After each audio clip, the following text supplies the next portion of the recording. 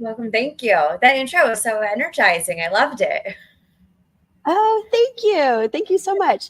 So I know that we follow each other on the socials, and I'm like super inspired by you. You're a very dynamic woman and person. You're well traveled. I have so many questions I want to ask you this morning.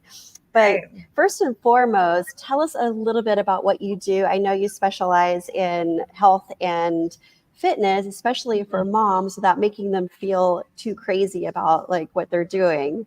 So how does that work? Exactly. Yeah, I've had a long run of this too. So I've been in the fitness industry for 13 years, which is not that common for most of us.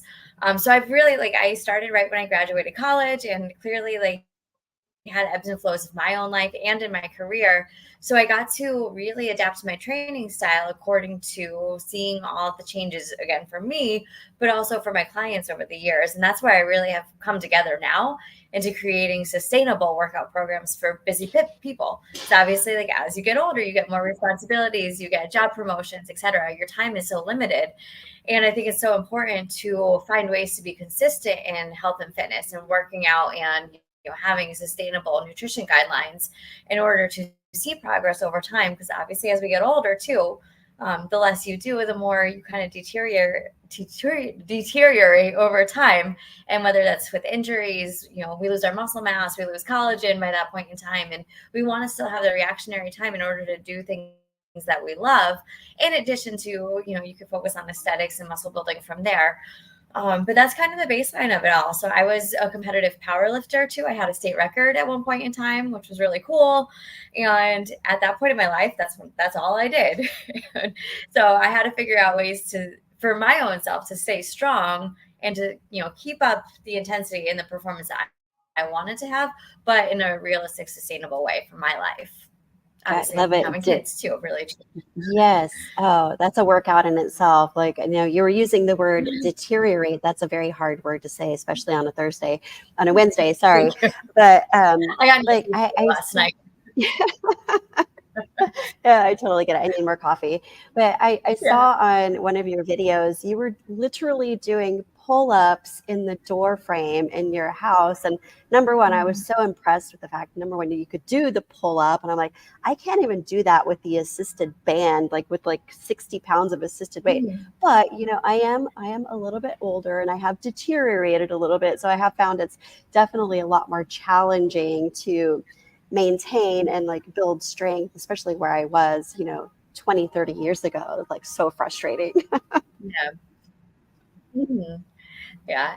That's the hard part of it all too, is with those ebbs and flows, we know that they're going to happen. So it's kind of being proactive in it, but also obviously reactionary too, and coming up with a good plan and a solid workout program that does help you. And then coming up with nutrition habits that complement the programs. Got it. Yeah. So, how do you incorporate your passion for health and fitness into your daily life? And what advice would you give to others also Mhm. looking to prioritize their health? This is Thank you. This is a loaded question. It's hard. It's hard. And Throwing a that's lot at you what there. I like telling. No, no, it's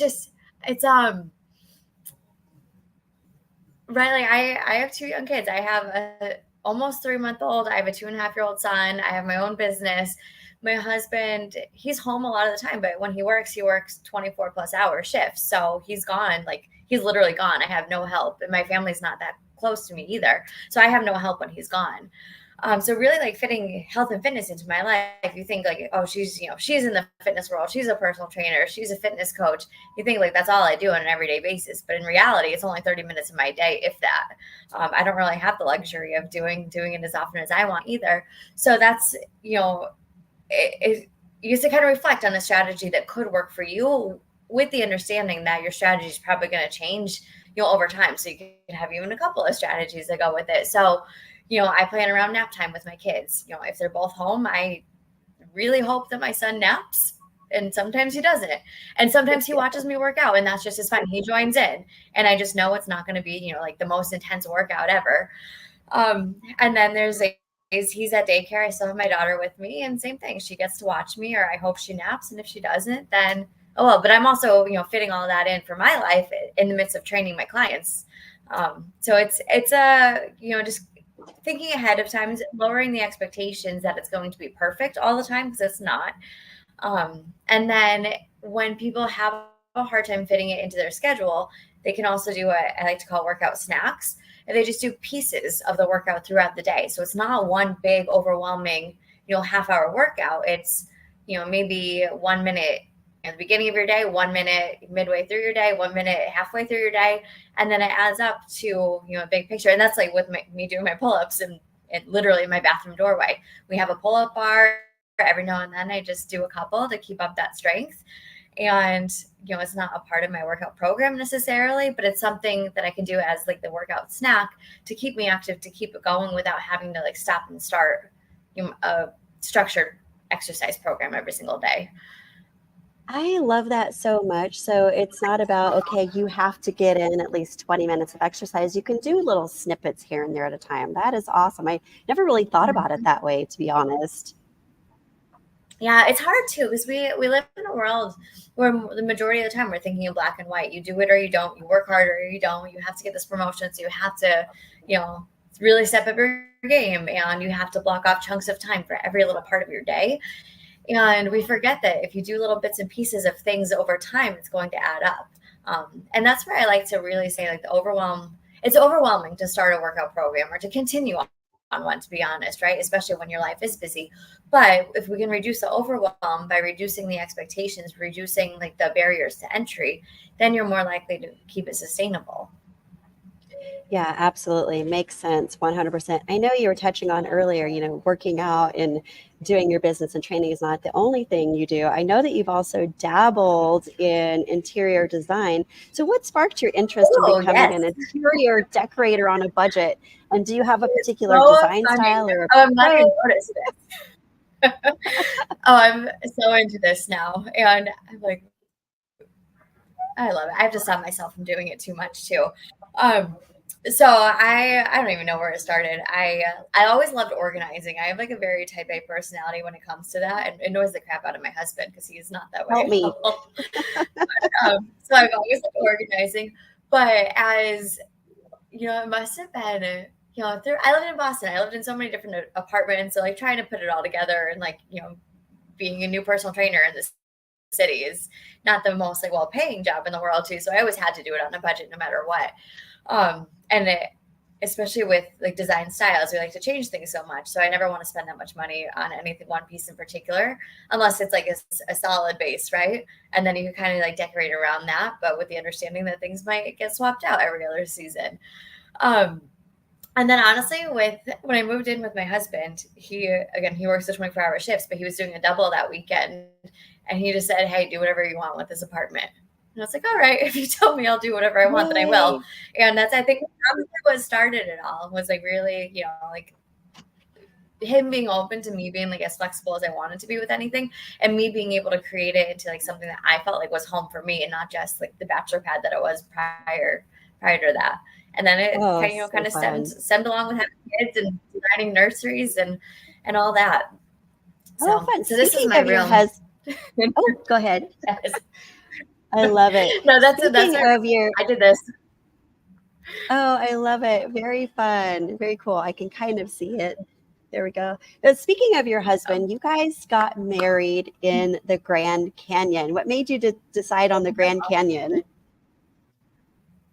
It's so funny. I was watching a documentary one day. He's gonna laugh at me if I ever say this out loud to anybody. But I was watching a documentary on maybe Netflix about Harry and Meghan, and like how in love they were and whatnot. And I watched it the next day. He came home from work, and I just said, if I could marry if I could marry you tomorrow, I would.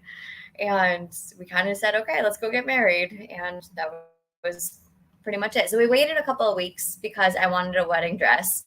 I didn't want to go like right then and there. Of I really wanted course. to see if I could find one in time. Yep, of course. That was always a thing I grew up with. My mom like always showed me wedding dresses and make them look pretty and everything. So I got a dress somehow. I found it and I got it tailored in I think 3 weeks, which is like unheard of. And then we went to the Grand Canyon. We had gone there the year prior for our like first vacation together. So we got married within about a year of meeting. And the year prior, we went to the Grand Canyon. We loved it, and we just kind of decided that was our spot. I love that. Now, you guys have been all over the place, including Boston. I know you moved to Boston. Can you share a specific moment or event that stands out from your spontaneous move to Boston and how it impacted your life? Oh my God, it's so funny. But I loved it. I never, ever, ever regretted my decision to do it. But I don't know if I would ever recommend it to somebody doing it in the position that I was in. I just graduated college. I had like minimal like understanding of what the real world was and like, budgets and finances. And, I had the cushion of like my parents helping me out a good amount too. So going to Boston, I was completely on my own. And that was kind of the rule. It was like, we're not going to help you. So you're on your own. And if it means you have to work in Dunkin' Donuts, you have to. So I ended up, kind of going on a whim. And, I started off as a part-time personal trainer. Literally, I worked 20 hours a week and I made $12 an hour. I did not like make money at all. It took a very Woohoo! long time to be able to yeah, I know, right? It's spontaneous entrepreneur here, small business owner. And that was it though. But like I ended up working at the YMCA in Chinatown in Boston. And I became such good friends with the people there. And it was like, I'm from a very, very small, like suburban, white town. So like me going to the middle of Chinatown in a big city was so different for me. But they welcomed me so much into the community that it became like home pretty quickly. And then I got job opportunities too. Like I busted my butt because I knew I needed to. And I got offered a assistant director position within a year of being there. And then it kind of just, was a positive snowball from there. I got more job promotions over the course of time. And, I like changed gyms too that I worked in here and there as well. And like most of the time I was with the job promotion. But, I was broke for a little while and I had to learn how to, be on my own and really like survive and try to figure out how like what made me happy and what I wanted to become and who I wanted to become from there. And that was kind of all of it is, being welcomed into a community where I didn't expect it to be really shaped my life and kind of taught me like the foundation of happiness and what I wanted to be. And I ended up obviously loving my career from it too by stage. So it was kind of putting all the random pieces together and going into like where I am now. So just kind of following the path and that little voice inside your head, whatever, just kind of led you to Boston and things just kind of snowballed from there, right? Yep. And I Yeah. did not expect to stay there as long as I did. And it's like I said, it's not something I would recommend to somebody moving like when you're not making that much money, especially to like one of the more expensive cities in the country. However, I am so fortunate and so grateful for how it played out for me. That's fantastic. So you're obviously a very positive person full of light. So what has been the most rewarding part of being that positive light in the eyes of others? And how do you strain to maintain that positivity? It's also a loaded question. It's encouraging for me. That's how I guess I like to look at it too. The more feedback I hear from other people, the more it makes me feel like I'm doing something good in the world. So the more I want to continue doing it. Right. And granted, like I have my cranky days too. Like I'm not always like upbeat and not everybody has liked me either in my career. And not everybody has loved training with me. And that's like all a personality style. Right. And that's just normal. That's going to happen. That's expected for life. But at the same time, like those that have delivered positive feedback have really kept me going. And, I always say like my goal in life, it was never like a job goal. My goal in life is literally to make a difference in somebody's life. And then this job obviously allows me to be able to do it, allows me to build relationships with people and, have an outside impact on their life too. So you get the personal connection, but also they get to like see the results and feel the results of what, training and focusing on their body and their health really does in their own world. You keep doing what you're doing because you are fantastic at it and you're living your purpose. So, yeah, there's actually one thing that you and I have in common that you may not be aware of, but we have both studied abroad in Italy. Tell me about like I what did your experience was like. It was awesome. I actually wanted to live in Italy. When I was in high school, I watched I think I watched Under the Tuscan Sun, and then I read then I read the book, and I was like, I can do this. I can live in Italy. Like there's just something so calming about, because the atmosphere, the way of life there, the scenery, and I just loved it. So I took Italian lessons or Italian classes in college. So I learned how to speak Italian. I only took 2 semesters, so I wasn't like great at it, but I could hold my own pretty well.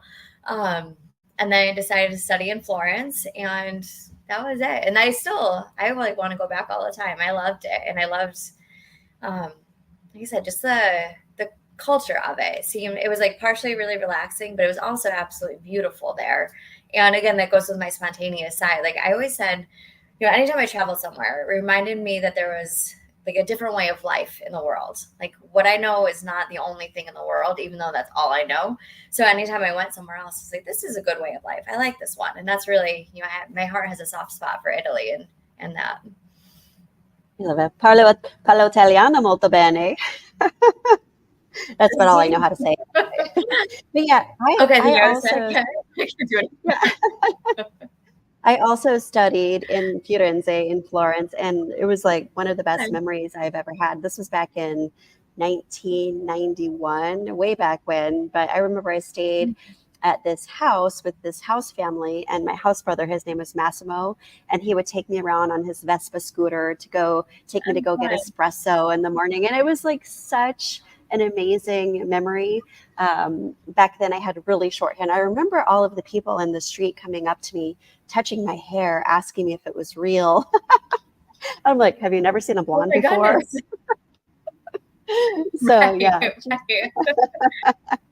So you do stick out when you're an American. You stick out really well. Yes, definitely. So I did have another question or two I wanted to ask you. This is kind of random, but I noticed that you have a big Bernese mountain dog, or you had one. What led you to choose a Bernese?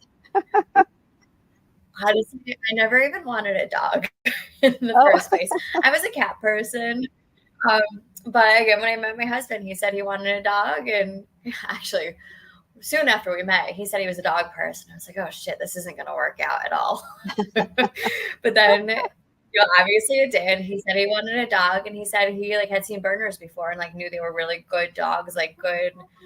They had good personalities. They were great with kids, good family dogs. So that was it. He wanted one, and I said okay. And then actually, I was the one that pushed for him when we got him, because again, learning my husband's schedule and moving in with him, I was like, this isn't quite like my home yet. Like I don't feel quite like me right now, and I want a companion. I want a little bit of company. I want a big bear of company. So when we got him, I was the one that pushed for him, and there he is. He's actually like hiding right around the corner right now. Oh, is he? Oh, I think we all want to meet him. Can you have him come out? Hello, okay. Where is he? I'm gonna go to him because he's a little lazy boy. There he is. Aw. Hi, honey. Oh, is he sleeping? Yeah. Oh, he's so cute. Okay, we'll leave him alone. Let him have his nap. So, no, it's fine. He needs attention. I think they all do. Like, aren't dogs the best though? Like, they don't give you any attitude. They always love you, even if you've left them for a few hours to go out shopping or whatever. They're just always so happy to see you. The best. They have the best souls ever.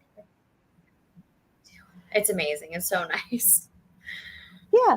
So I know, Laura, that we've talked a little bit about your travels. Have you had any particularly memorable or life-changing travel experiences that have shaped your perspective or goals? Good question. I've had a lot. I'm trying to think of, I can narrow it down a little bit. So I'll go with 2 things. Number one, so I have family in Sweden and Germany. So I went to go visit my family in Sweden when I was in high school. So like 2005-ish, give or take a little bit. And I got to meet, the relatives. I got to see like where my great grandparents grew up. And that was like really, I had a lot of introspection with that, because I finally got to see like where my family was, but like and what my family's history was. But also I went with my grandma, I went with my dad, and I got to see like how much it meant to especially my grandma at the time. And just like it reminded me again, like that there was like a whole nother way of life. There was so much more beyond just me and like the life I knew right now. And that was amazing. It was really, really nice to be able to see that. And, you know, I went to like a small town in Sweden where I believe it was my great grandfather was from. And I would have never, like, it's not a popular destination point. So like, you don't seek out to go there, but I'm so fortunate that I got to see it. And it was absolutely beautiful. So that was one. And then kind of going along with that. So I've been to Europe a handful of times. And when I met my husband, he had never, I don't think he had traveled outside of the country. And we barely have still together even, but that's where like West Coast, and you'll appreciate this, that's where our West Coast love came from, is he and I went to the Grand Canyon for our first like big vacation together. We went to Zion National Park too, and we absolutely loved it. And it reminded me that even in the same country, there's so many different things to be able to see that, again, this, what I know in Massachusetts and Connecticut, where I grew up, is not the only way of life. There's something so much more out there, and that's only, you know, a 5-hour plane ride away. Yeah, isn't it interesting how a lot of Americans in particular, I will say, they tend to get stuck in one place. Like they grew up in a particular city, they stay there, they work there, they retire there, they die there. And I'm like, I always found that so fascinating and interesting. They're like, why don't you get out and explore the rest of the world? There's not just one way of doing things, right? So good for you for traveling. Thank you. Thank you. I became very wise early on with that. And then again, I always like, I want to be able to like help people too, like everywhere in the world. And it's, you know, it stems beyond fitness too. So anytime I go somewhere, I'm like, well, how can I insert myself if I ever wanted to? And there we have it. It's fun for me. That's great. Well, before we wrap it up, there's one last question that I would like to ask you. And so if you could offer just one piece of advice to someone looking to make a significant life change based on your own experiences, what would that one piece of advice be? Follow your gut. I'll go with that. Are we talking life experience or not fitness? Not fitness only, right? Well, why don't you give me one of each? Oh, one of each. Okay. So life, follow your gut. I think that doing that, like I'm the oddball in my family. And if my family ends up watching this, they will understand entirely. Like I'm the one that moved away. I'm the one that, you know, chose like I would say the less stable career, but, you know, a very rewarding one that you can make it what you want it to be. It just takes a lot of hard work. Yeah. So I'm the oddball, but they, you know, they were cautious with me and, you know, tried to protect me as much as they could, but they also knew they weren't going to stop me either. So, you know, if you have an inkling or intuitions about things in your life and people are telling you not to do them, I highly suggest just doing them anyways. And then fitness is just try to think about doing small things on a consistent basis. Again, it doesn't have to be all or nothing. It doesn't have to be black and white. It's not, you know, if you're going to do like a diet or a workout program that's too overwhelming for you, you're probably not going to stick with it. So find something that you can make work into your lifestyle without it taking over your life. Great advice, Laura. And before I let you go, if somebody wanted to reach out to you for your services and your advice, how would they get a hold of you? You can do a couple ways. So I'm usually like on Instagram and Facebook. So Instagram is at Laura Mahoney Fitness. Facebook is just Laura Mahoney. I'm sure you can find Laura Mahoney Fitness on there too. Or info@lauramahoneyfitness.com is my email. Okay, I'm going to put a little banner in there. Did I spell that properly? You got it. Perfect. All right. Everyone, reach out to Laura on her Instagram or via the other methods she shared. And thank you so much, Laura, for your time. I really enjoyed our time together today. Me too. Thank you so much. You're welcome. Bye. See you later. Bye.